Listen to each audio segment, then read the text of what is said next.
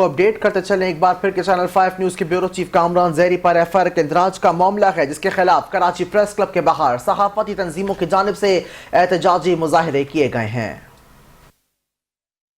خبر کی بنیاد کے اوپر کسی صحافی کے خلاف ایف آئی آر درج کرنا یہ بدترین فسطیت ہے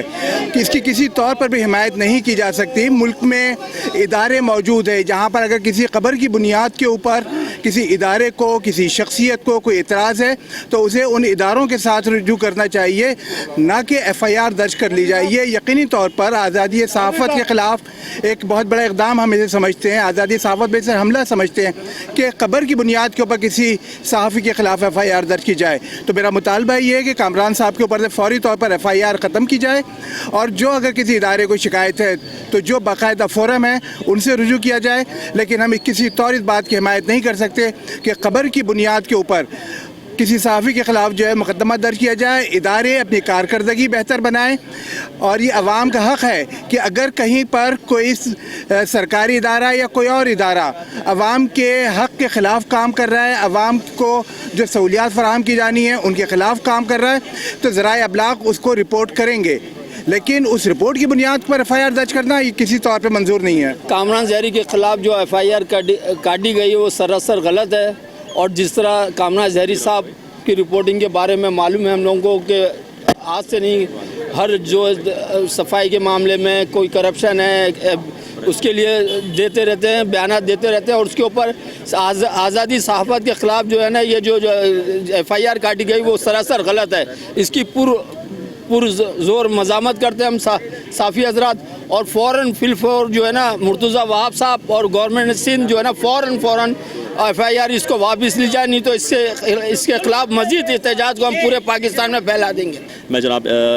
کامران بھائی کے ساتھ اظہار یکجہتی لے کے آیا ہوں، اور میں نے دیکھا ہے کہ ماشاءاللہ سے کامران بھائی جو ہے، میں نے آدھی رات کو بھی ان کو دیکھا ہے، شہر کے جو بھی مسائل ہوتے ہیں یہ اس کو اجاگر کر رہے ہوتے ہیں، بھلے شہر کے اندر پانی کھڑا ہو یا لاقانونیت کی کوئی سچویشن ہو یا اسٹریٹ کرائم ہو یا جو بھی کسی کے ساتھ ناجائز ہو رہا ہوتا ہے، میں نے ہمیشہ دیکھا ہے کہ کامران بھائی وہاں پہ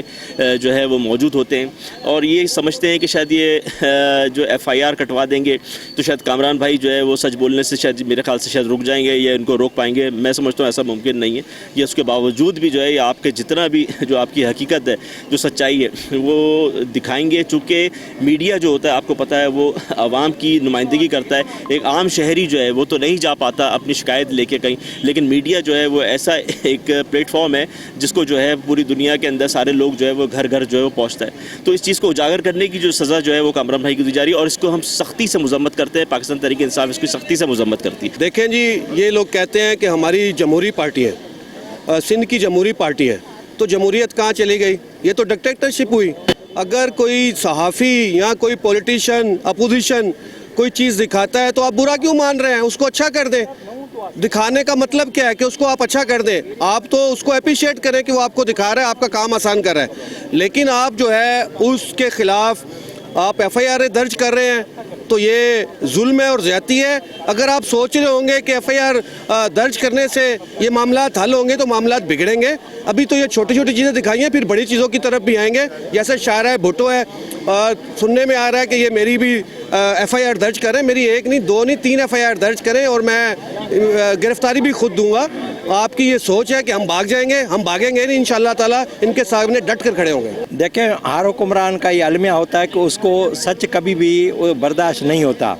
کامران زہری نے کچھ بھی نہیں لکھا، کامران زہری نے صرف ایک آئینہ دکھا ہے۔ اگر آئینے میں آپ کی شکل خراب نظر آئے گی تو اس میں کامران کو تو قصور نہیں ہے، اس میں تو آپ کا قصور، آپ کی کارکردگی ٹھیک کرو۔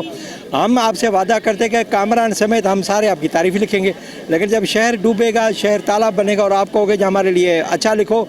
تو یہ ایک مرتبہ وہاب سے 10 مرتبہ آپ 10 جنم بھی لے آئیں، ہم نہیں لکھ سکتے، تو میں ایک نہیں 50 کیس کر دو، ہمارے وہ مقدمات ہم اس کو ایسے ہی ہوا میں اڑا دیں گے۔